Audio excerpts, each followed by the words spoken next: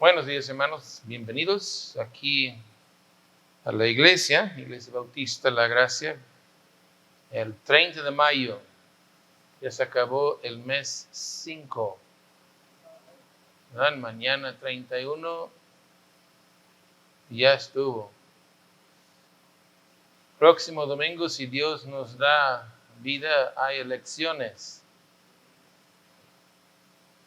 Vamos a estar orando. Hay que orar mucho por eso. Pero vamos a orar ahorita. Y después el hermano Ramón va a leer la lectura de Éxodo 18, 1 al 12. Dios, gracias por la oportunidad y el poder y el querer de estar aquí.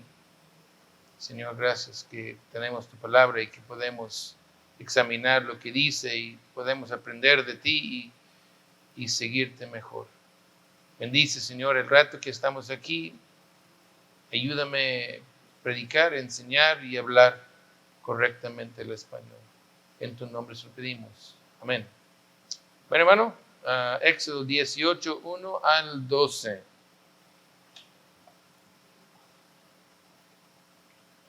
Éxodo capítulo 18, vamos a leer del versículo 1 al versículo 12.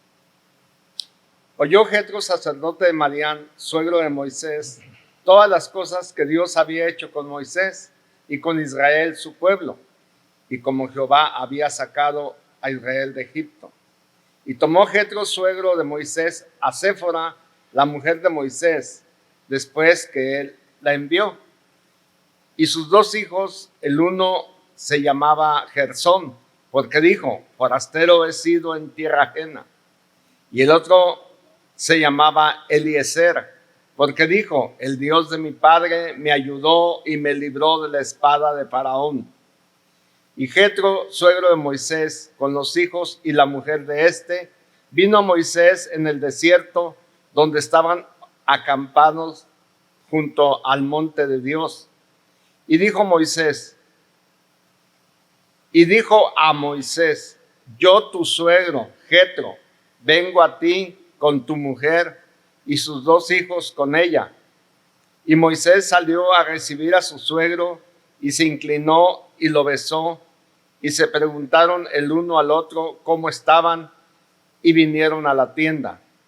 Y Moisés juntó a su suegro todas las cosas que Jehová había hecho a Faraón y los egipcios por amor de Israel, y todo el trabajo que había pasado en el camino, y cómo los había librado Jehová. Y se alegró Jetro de todo el bien que Jehová había hecho a Israel, al haberlo librado de mano de los egipcios. Y Jetro dijo, bendito sea Jehová, que os libró de mano de los egipcios y de la mano de Faraón, y que libró al pueblo de la mano de los egipcios. Ahora conozco que Jehová es más grande que todos los dioses, porque en los que se ensoberbecieron prevaleció contra ellos. Y tomó Jetro, suegro de Moisés, holocaustos y sacrificios para Dios, y vino Aarón y todos los ancianos de Israel para comer con el suegro de Moisés delante de Dios. Gracias, hermano. El suegro de Moisés, Jetro dice. Jetro, dicen por ahí, posiblemente es un nombre oficial, Reuel, dando la idea, Reuel lo que quiere decir es amigo de Dios, y uno como quizás príncipe de su gente. No sabemos qué tanta gente andaba con él. Si vemos a Abraham, fueron mucha gente, cientos de personas que andaban con él. Reuel, no sé qué tanto era, nos da la idea que no fue tanto, pero dice que se llama sacerdote o dicen sacerdote, nos da la idea que Jetro conocía a Jehová. su testimonio en el pasaje que leímos, cuando Moisés da el testimonio de lo que pasó en Egipto y cómo salieron y cómo Jehová Dios rescató a todos de los dioses de Egipto y todo el poder, sea político, militar, económico, el poder que quisieron ver de Egipto, pero era un poder en el mundo y los libró de ese poder. Entonces, él da testimonio de que Jehová era más grande que cualquier otro Dios. Tiene que tomar en cuenta que ahorita tiene más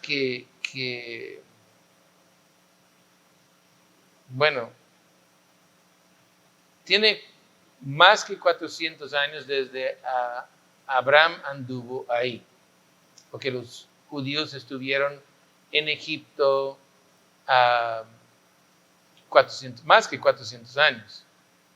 Si vemos y hay motivo en eso, pero si vemos a Abraham, según los cálculos de genealogías y todo, Abraham nació 2 años después que Noé falleció, pero Noé duró muchos años, creo que casi 450 años después del diluvio murió Noé. Entonces, lo que tenemos son, ponle que para hablar en números redondos y rápido, casi 1000 años desde el diluvio. Y marco el diluvio porque el diluvio, Dios obviamente limpió el mundo, todos murieron, quedaron 8 nada más en el mundo, 8, y ellos no tenían excusa, pero todos conocían o conocieron a Dios, porque ahí están. Noé era justo y fueron otros 7 con él, que queremos decir, bueno, Dios salvó la vida de ellos, entonces justos también. Pero ahí va, ¿verdad?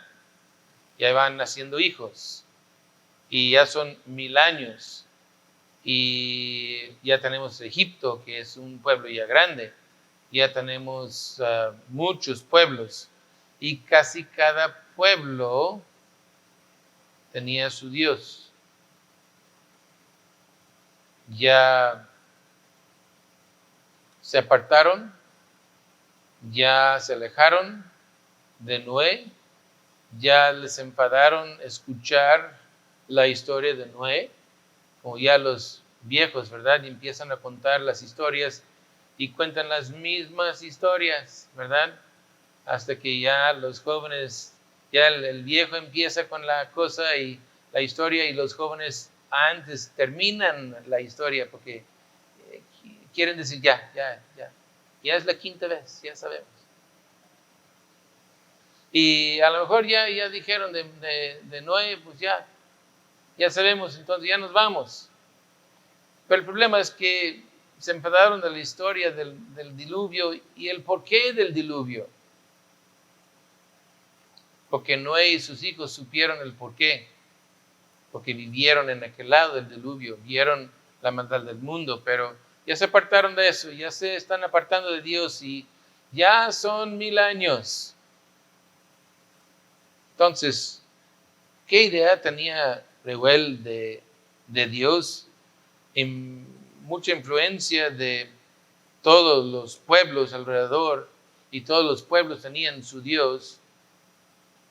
A lo mejor también porque él anduvo en el desierto apartado y se quedó quizás más pegado a las costumbres de Noé, de Abraham. Tome en cuenta, hermanos, tome en cuenta que la gente tenía algunas ideas, pero bíblicamente hablando no nos dice la gran cosa de Dios. Ahí en Génesis nos está nos dice cómo es Dios en la creación y el poder de Él, y el hombre cae y pues, los primeros siglos y el diluvio y después y Abraham y el pueblo de Israel y ahora es pueblo y ahora, todavía no, pero ahora van a recibir la ley, van a recibir datos fijos y es lo que Dios le gusta, lo que Dios no le gusta. Y ahora está escrito eso, ahora está, ya no tenemos excusas, si quiere decir. ¿Qué es lo que tenía, qué en mente tuvo este hombre? Parece que no es rebelde a la idea de Jehová. Dice que Él es obviamente Dios de los dioses. Él es más que cualquier otro. Entonces, si no era antes, ahora es firme. Y afirmando por la historia de Moisés, lo que salió, el poder de Dios, y lo que sabía, la noción, las ideas que tenía Jetro, y ahora afirmado por las historias de Moisés, porque es todo lo que tenían. Ahora, dice que llegó Jetro y con la esposa y los hijos, los dos hijos de Moisés. Hay diferentes ideas acerca de eso. Unos dicen que cuando salió y tuvo que circuncidar a sus hijos, que ya en ese rato, pues sabes que tú vete a Egipto y yo me regreso porque eres un hombre muy sangriente para mí, porque tuvo que circuncidar a sus hijos. Pudo ser. Algunos dicen que desde que salió de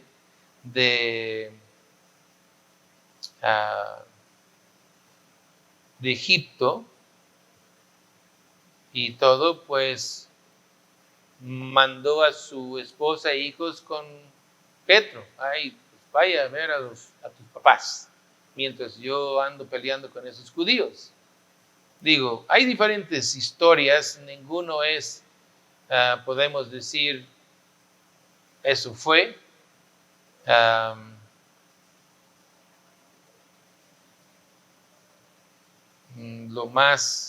La tradición de los judíos es que Moisés encontró a su hermano en el camino y platicando con Aarón, dijo, ¿para qué llevas a esa mujer a Egipto?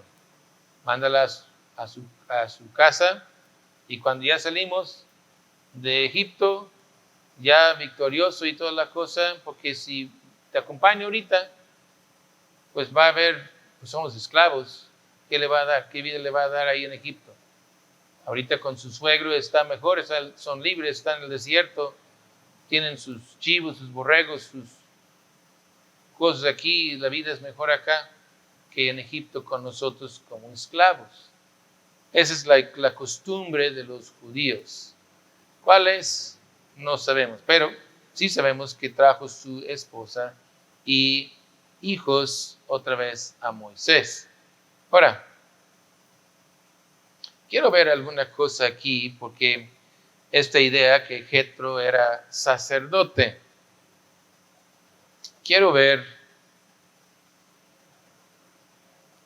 eso porque, o cómo nos llama Dios a nosotros ahora. Un sacerdote es un hombre, de alguna manera, y obviamente hay sacerdotes de todo, y la religión, los ritos, las ideas, pues quién sabe cuáles fueron, pero el sacerdote en general es un hombre que de alguna manera se encarga de la relación entre los hombres y Dios. Para eso para dar la idea de lo que es un sacerdote. ¿Ok? Entonces, pensamos sacerdote, Iglesia Católica hay sacerdotes. La Iglesia Bautista no hay sacerdotes, hay un pastor, hay diáconos, pero eso es todo, no hay sacerdote. Ya ese nombre dejamos, la Iglesia Cristiana no usa ese nombre. Hay ancianos, hay pastor, diáconos en la iglesia. Bien, pero regresamos al texto. Dice que es sacerdote y por lo que podemos entender de la situación de la tierra ahí, pues toda la gente era pagana. Jetro andaba apartado la mayor parte del tiempo en el desierto, así es la idea que nos da, por el tiempo que Moisés estuvo con él, los 40 años que estuvo con él. Conocía a Dios y se preocupó de su gente. Y ahora, porque anda solo, anda por ahí, dice, tengo que... vamos a ver lo que Dios quiere de usted. Pero como que no hay sacerdote, no hay nada. ¿Quién se encarga de enseñar a mi gente, sea su familia, o quizás tenía siervos o esclavos? ¿Quién se encarga de enseñar a mi gente, a mi pueblo, de Dios? Y dice, bueno, Jetro, por lo que son sus nombres, da la idea, y porque dicen que era sacerdote, y el sacerdote es el que se encarga, pues, Dios y los hombres, y ¿qué relación hay? Entonces, vemos algo, hermanos, y para no perdernos con Jetro, pudo ser que es un tipo, o no tipo, porque no es como Melquisedec. No quiero juntar las dos ideas ahí, porque la Biblia no lo hace, pero obviamente había sacerdotes, en el sentido de que hay mi gente y hay Dios, y yo les estoy diciendo lo que Dios quiere, para decirlo rápido. Israel iba a ser una nación de sacerdotes. En Éxodo 19, 5 y 6. Ya vamos a ver eso, pero y digo, iba a ser, pues estoy adelantándonos tantito en la historia cronológicamente en Éxodo, pero quiero tocar el punto. Ahora pues, si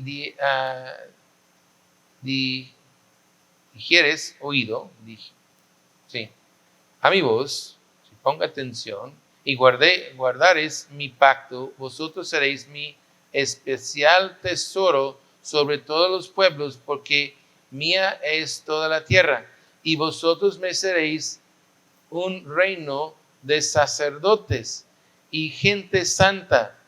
Estas son las palabras que dirás a los hijos de Israel. Ahora, podemos ver que Dios está hablando a Moisés, y en verdad eso fue Israel. Israel, como pueblo, es el pueblo escogido de Dios. Y la idea es, Israel sea el ejemplo al resto del mundo de lo que Dios quiere.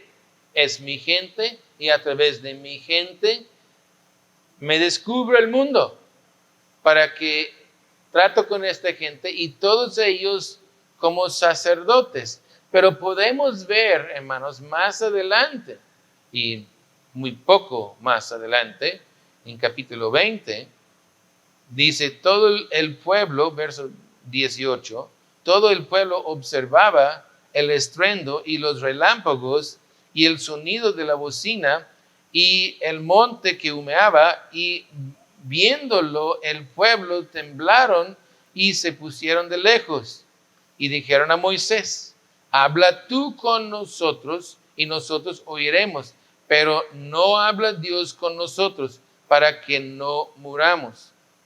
Y Moisés respondió al pueblo, no temáis, porque para probaros vino Dios, y para que su temor esté delante de vosotros, para que no pequéis.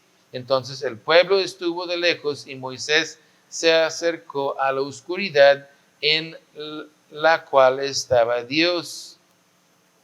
Ahora, viendo ahí, hermanos, que luego vemos que Aarón estuvo, Dios mismo dice, quédate tú conmigo, y Aarón contigo. Ya en capítulo 28 establece que Aarón y sus hijos serán los sacerdotes. Ahora,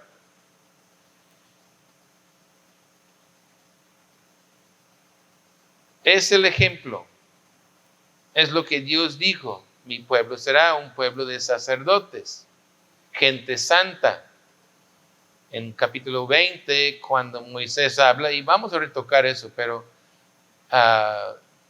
cuando se presenta la gente y todo eso, Moisés dice, mira, no tema, pero Dios está poniéndoles a prueba para que, y luego dice, para que no peques, para que no pecan. Dice, mira, lo que Dios quiere, y podemos ver eso en el Nuevo Testamento, un pueblo suyo, apartado, santo, sin mancha, sin arruga, como dice en Efesios, hablando de la iglesia. Ahora, Dios en el Antiguo Testamento, cuando establece el pueblo de Israel, empieza a dar orden al asunto. Y lo que podemos ver en el libro de Jueces, cuando llegamos a eso, que desafortunadamente dice que todos hicieron lo que les parecía bien. Y vemos el desorden que hay en el libro de Jueces.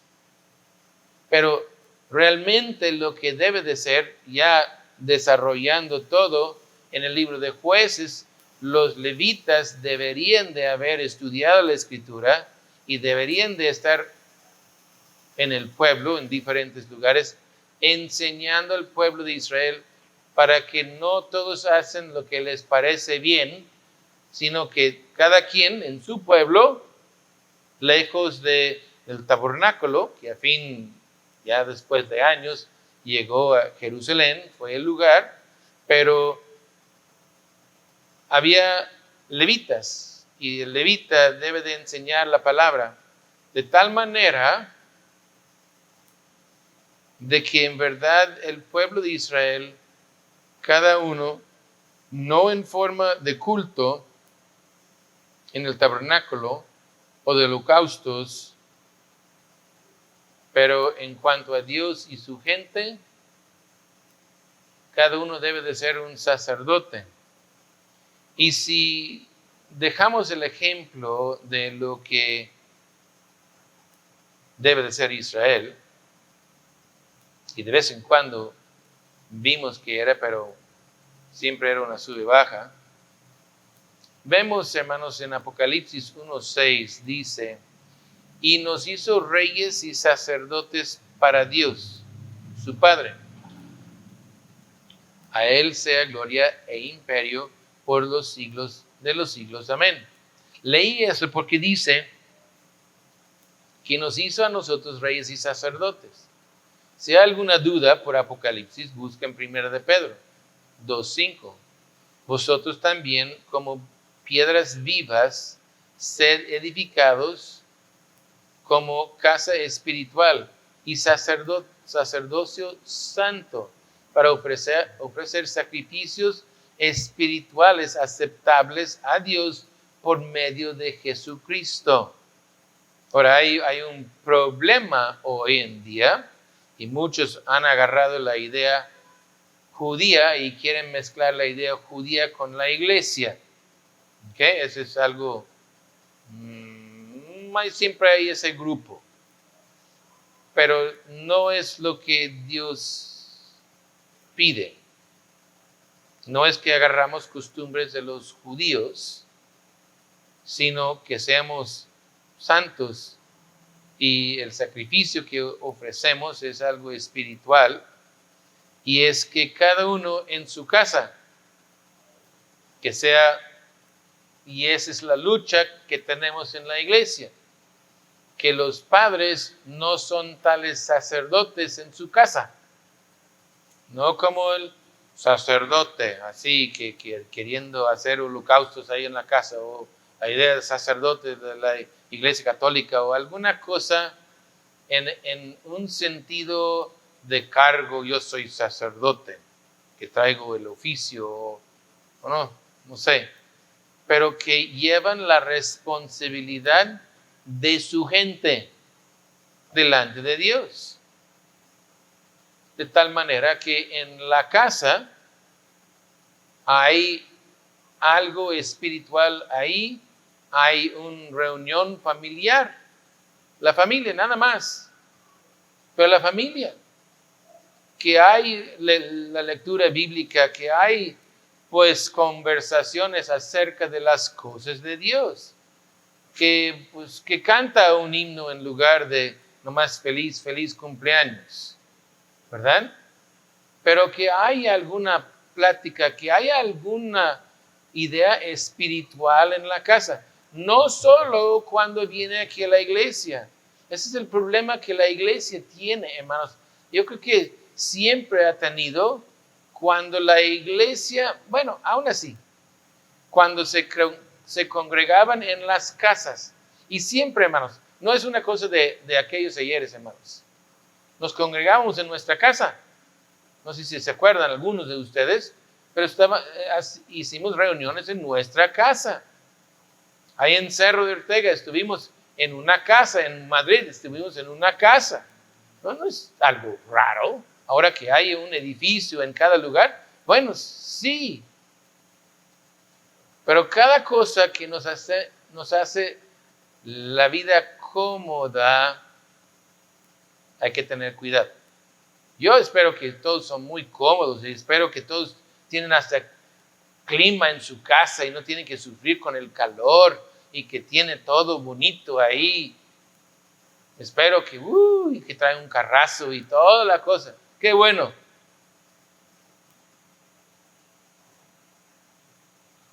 Pero el problema con eso es, y como aquí en la iglesia, ya las cosas son fáciles. Pues el pastor va a predicar. ¿Quién va a hacer eso? Pues él. Y la iglesia empieza a dejar de funcionar. La iglesia empieza a no hablar de las cosas de Dios fuera de las puertas de la iglesia. Y se nota eso cuando terminamos la reunión y antes que llegue a la puerta ya está hablando de la aventura de la semana, no el mensaje. Porque si ni de aquí a la puerta duró el mensaje, de la puerta a la casa, se acabó, ¿verdad? La idea del catecismo y todo, y la idea, estamos aprovechando, como he dicho, me gusta como están haciendo, pero realmente la idea es que lo hace en su casa, con sus hijos. Y por eso siempre tenemos el librito y llevas el librito y ve los versículos, memoriza eso y la pregunta y la respuesta y que platica con sus hijos de qué quiere decir eso, ¿verdad? Dice, no, eso es pues, muy difícil, pues el pastor o los hermanos que están predicando que explican eso porque son cosas muy difíciles. No tan difíciles y que si hay una cosa difícil es uno de 100. No tan difícil. Y si fuera, pues entonces echa ganas.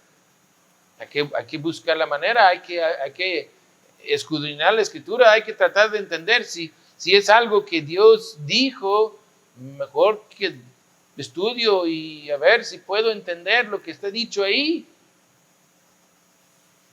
Entonces, la idea del catecismo nomás es para que en el sentido bíblico, en el sentido del Nuevo Testamento, ¿cómo están hablando? Pues verso 9 de 2 de Pedro 2. Mas vosotros sois linaje escogido, real sacerdocio, nación santa, pueblo adquirido por Dios, para que anunciéis las virtudes de aquel que os llamó de las tinieblas a la luz admirable. No es que hay un desorden y cada quien está haciendo lo que le da de la gana. Yo creo que, no, es que yo creo que Dios es, no es que ni entre la opinión mía ni la opinión tuya, pero decimos lo que la Biblia dice. Pero en nuestra casa, que como digo, hay la lectura bíblica y hay pláticas sobre las cosas que hay, porque dice, hermanos, y leí aquí pues vamos a ver otras cosas, pero aquí en Primera de Pedro habla linaje escogido. Sí, somos escogidos. Nos gusta eso. Real sacerdocio. Es decir, que hay una relación que tengo. Si soy el sacerdote, entonces yo soy aquel que pues ahí está Dios y aquí están los hombres. Y no es porque la bendición pasa por mí. No, eso no es.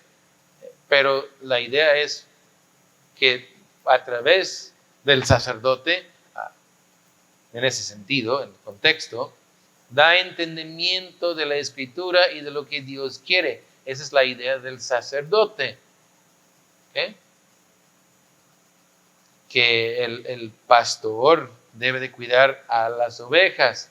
La idea es lo mismo, nomás se expresa en esa forma por el contexto de la carta o la epístola de Pedro. Pero dice, nación santa, pueblo adquirido por Dios. Porque todo eso habla de nosotros, del carácter de la iglesia. ¿Okay? Es para ofrecer sacrificios espirituales. Ahorita vemos eso. Pero, hermanos, hay algo ahí y tenemos una responsabilidad fuera de aquí. Israel debería de haber hecho eso. Israel no hizo eso en gran manera. Lo normal es que Israel no estaba haciendo eso. Se nota por la historia que la Biblia misma marca. No estaban haciendo eso. Tenían más costumbres, leyendas, hasta supersticiones. Por eso, como dije, cuando ya llegamos al libro de Jueces, hermanos, a veces cristianos ahora dicen, oye, ¿eso qué? ¿Y por qué hizo eso? ¿Por qué hizo aquello? Oye, ¿qué es eso? Y dices que cada quien hizo lo que le parecía bien. Es que es el pueblo de Israel, pero es el pueblo de Israel bien mal. Habían dejado las cosas de Dios. Están recordando un poquito de lo que pasó y llega a ser leyenda, fábula. Y desafortunadamente mucho cristiano tiene la Biblia exactamente así. Son fábulas. Son historias interesantes, son historias obviamente de miles de años, pero son fábulas. A lo mejor el cristiano no dice que son fábulas, pero lo califica. El valor es el mismo valor que pone a una fábula. Y está mal. Porque, en fin, mi Dios es algo conveniente. Es algo que, pues, si quiere, sí, si no quiere, pues. Y hemos llegado a que Dios es simplemente la moralidad. Dios no es la moralidad. Hay lo bueno y lo malo, y eso se encuentra en Dios, que es la moralidad. Pero Dios no es simplemente que tú vives una vida moral. Como cristiano debe de vivir una vida moral y hacer el bien y dejar lo malo. Ok. Pero muchos hasta ahora, si vivo más o menos, seguramente estoy bien con Dios. Y no es así.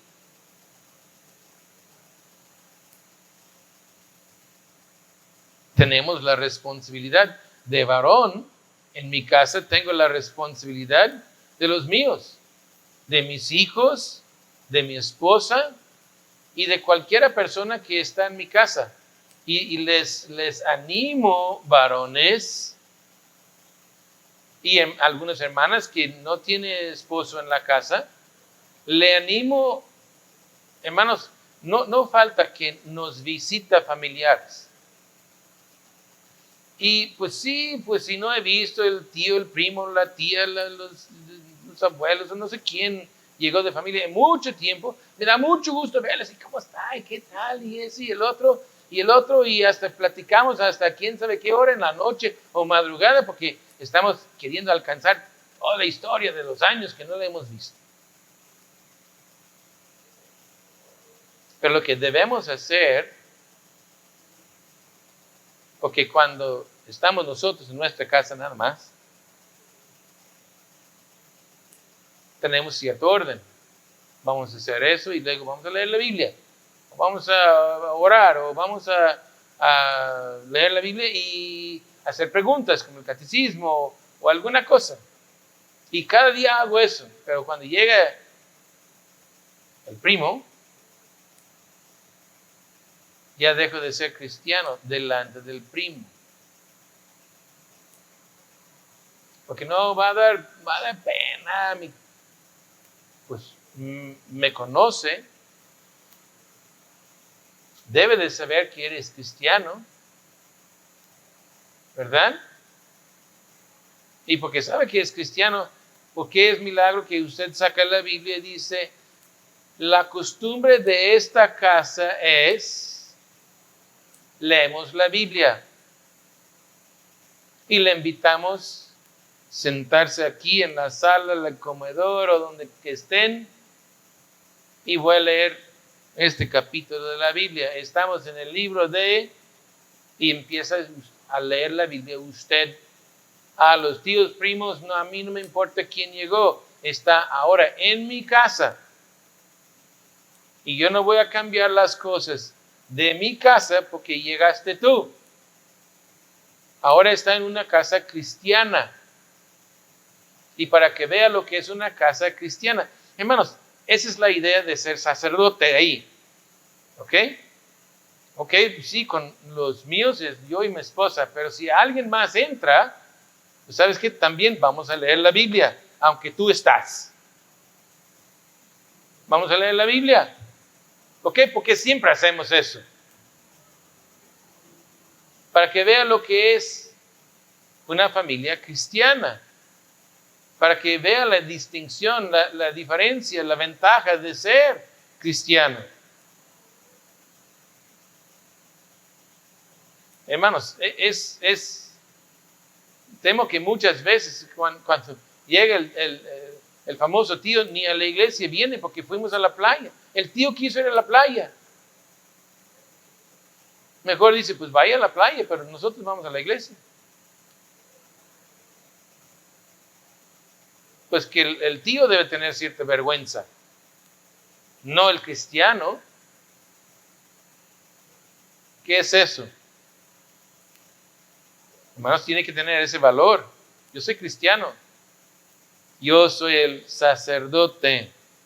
Ese pueblo, linaje escogido, nación santa, pueblo adquirido por Dios. Eso soy yo. Esa es mi esposa. Esa es mi familia.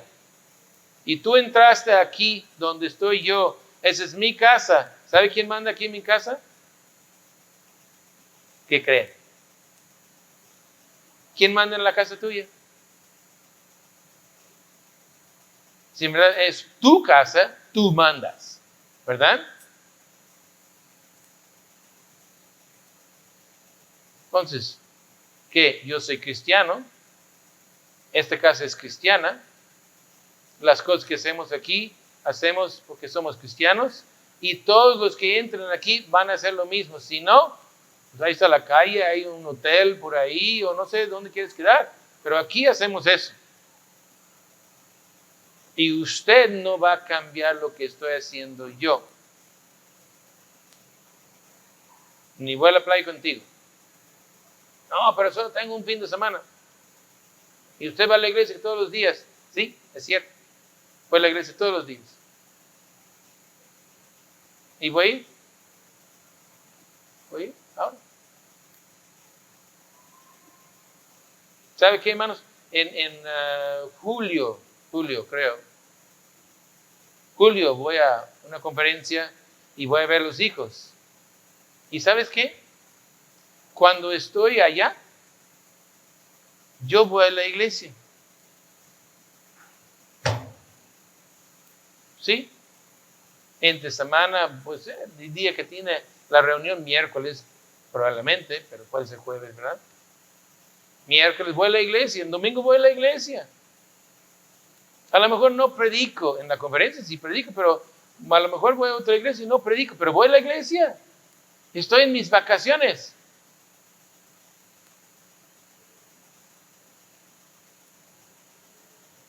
Curioso, ¿no? Dice, ofrecemos sacrificios, dice ahí en Primera de Pedro, que sean sacrificios espirituales. En Romanos 12:1 dice, así que, hermanos, os ruego por las misericordias de Dios que presentéis vuestros cuerpos en sacrificio vivo, santo, agradable a Dios, que es vuestro culto racional. Si lo piensas bien, debe de hacer eso. ¿Qué tal? ¿No? Si trae la mente cristiana, ¿qué es lo lógico? Pues eso. Filipenses 2:17. Y aunque sea derramada en libación sobre el sacrificio y servicio de vuestra fe, me gozo y regocijo con todos vosotros. Está hablando de este sacrificio de su fe, o está haciendo cosas por la fe que tiene. Filipenses 4:18. Pero todo lo he recibido y tengo abundancia, estoy lleno, habiendo recibido de Epafrodito, a lo que enviaste, a olor fragante, a sacrificio acepto, agradable a Dios. ¿Por qué? Porque ayudaron, sacrificaron para mandar algo para sostener a Pablo, para ayudar a él, y sacrificaron, y él lo toma así, porque él sabe pues, que me sostengan a mí, que no tienen que hacer eso, pero lo hicieron. Aman a Pablo y ve que tienen necesidad, oyen que tienen necesidad y mandan algo. Es el sacrificio que hicieron. Hebreos 13, verso 15. Así que ofrezcamos siempre a Dios por medio del sacrificio de alabanza, es decir, fruto de labios que confiesan su nombre, y de hacer bien y de la ayuda mutua, no os olvides, porque de tales sacrificios se agrada a Dios. Pues son los sacrificios que ofrezcamos ahora. No es un becerro, no es un borrego, no es un animal. No, ¿qué es lo que hacemos? El último sacrificio era Cristo. Ya no derramamos sangre. Pero ¿qué hacemos?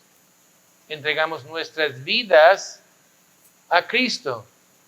Pero Dios no veo. ¿Y qué dice Primera de Juan? O sea, Dios no veo, pero ustedes sí. ¿Verdad? Si amo a Dios, el amor que tengo a Dios tiene que expresarse de alguna manera en este mundo, y llevar comida a Dios no tiene chiste, no tiene hambre. Dios mismo dice, si tuviera hambre yo no les pido a ustedes. Todo el ganado en los cerros es mío. Yo no voy a pedir a ustedes nada. ¿Qué hacemos? Pues quizás llevamos comida a un hermano, ¿verdad? Quizás ayudamos, como varios fueron ahí y ayudaron con el techo del hermano Heriberto. Y está muy a gusto que ahora tiene un techo, ¿verdad? Como usted puede imaginar. Ese es el sacrificio que Dios pide de nosotros ahora. Llevar el evangelio, porque de eso menciona aquí, ¿verdad? Que llevamos ese mensaje de Cristo a la gente. Entonces, hermanos, es el sacrificio que nosotros debemos dar ahora. ¿Por qué? Porque somos sacerdotes. No como en el Antiguo Testamento, yo creo que me entiende. No es que tiene el gafet y va a decir, pues yo soy el sumo sacerdote y tú eres nomás un sacerdote. Ya no hablamos de tonterías. Que tú tienes una responsabilidad en el pueblo tuyo. Esa es tu casa. En instruir, en guiar a su gente en cuanto a las cosas de Dios, guiándoles en lo que Dios pide, lo que dice, lo que debe de hacer, y aún en dar tal sacrificio. A veces es bueno que usted no, muchas veces es que, y créeme, hermanos, impacta mucho a los hijos cuando ustedes hacen cosas. Pero aunque usted no tiene mucho en su casa, y le falta una que otra cosa que en verdad es aún necesario. Pero usted en su pobreza ayuda a otra persona que a lo mejor es más pobre que tú. No cree que tus hijos no ven eso. Puede ser que se quejan. Oye, hay mucho de eso aquí, ¿por qué lo regalas? Es porque nosotros tenemos y él no tiene nada. Eso entra en la cabeza. Es un mensaje que a mí no me entiende. No, este es mi hermano predicando ahí, no le entiendo para nada. Ese ejemplo que usted da en su casa, ese ejemplo, ese mensaje, sus hijos sí oyen. Ve lo importante que es. Vamos a orar. Dios, ayúdanos a cumplir con el deber que has dado a nosotros, como dice, que es pueblo escogido, sí, sacerdocio, pues real, que somos responsables para los nuestros delante de ti. Dios, ayúdanos como varones, como hombres, como jefes de casa, que hacemos lo que debemos hacer en cuanto a lo tuyo. En tu nombre, Señor, pedimos estas cosas. Amén.